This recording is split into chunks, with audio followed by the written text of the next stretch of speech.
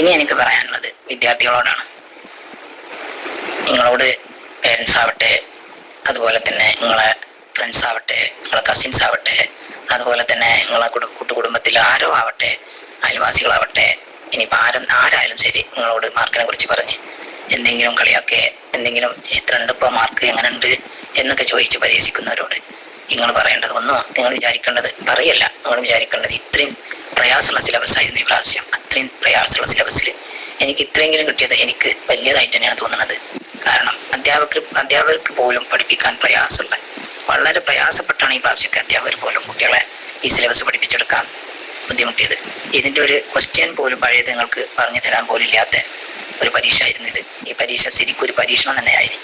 അതുകൊണ്ട് തന്നെ ഈ പരീക്ഷണത്തിൽ ഞങ്ങൾക്ക് കിട്ടിയ വിജയം എത്രയാണെങ്കിലും അത് ഞങ്ങൾ ഏറ്റവും വലിയ വിജയം തന്നെയാണെന്ന് നിങ്ങൾ എല്ലാവരോടും പറയുക. അല്ലാതെ ഒരിക്കലും തളരരുത് മക്കളെ, തളരരുത്. SLC അല്ല ഞങ്ങൾ അവസാനം എന്ന് നിങ്ങൾ മനസ്സുകൊണ്ട് മനസ്സിലാക്കി നല്ലോണം പ്രവർത്തിക്കുക. ഞങ്ങൾക്ക് ഇനിയും തുടരാനുണ്ട്, ഇനി മുന്നോട്ട് പോകാനുണ്ട്, ഇവിടം കൊണ്ട് അവസാനിക്കണില്ല എന്നൊരു തീരുമാനത്തോടു കൂടിയായിരിക്കണം നിങ്ങൾ മുന്നോട്ടുള്ള യാത്ര. ഒരിക്കലും നിങ്ങൾ തളരരുത്, ആര് തളർത്തിയാലും തളരരുത്.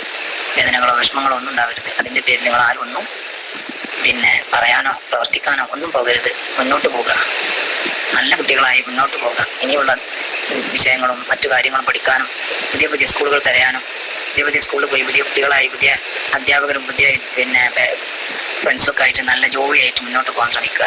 ഒരിക്കലും തളരാതിരിക്കുക. അതാണ് എനിക്ക് നിങ്ങളോട് പറയാനുള്ളത്.